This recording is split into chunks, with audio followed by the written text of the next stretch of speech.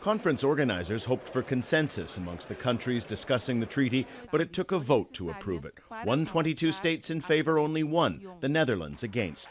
Once 50 countries ratify the Nuclear Prohibition Treaty, atomic weapons will effectively be illegal under international law. But there's a problem. The world's 9 nuclear-armed states did not take part in the talks at all. 3 of them, the US, Britain, and France, have said in a statement that they will never join the treaty. Speaking in March, Britain's UN ambassador said a nuclear-free world was worthy, but this was not the right approach.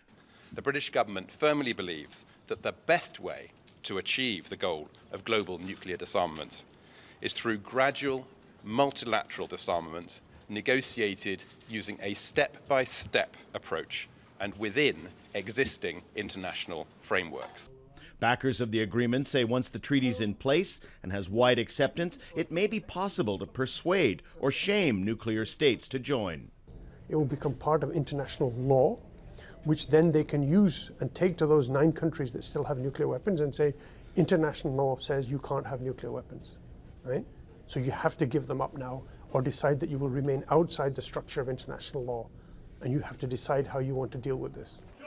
That's an approach that can work with democracies, where citizens use freedom of speech to urge governments to act.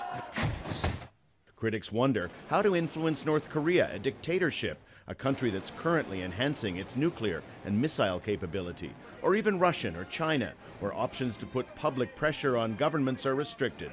How to persuade them to join the treaty? If we frame it as a vulnerability, I think that's the wrong way to look at it, and because I think in the end that just ends up being allowing our international regime to be pulled down by the autocrats.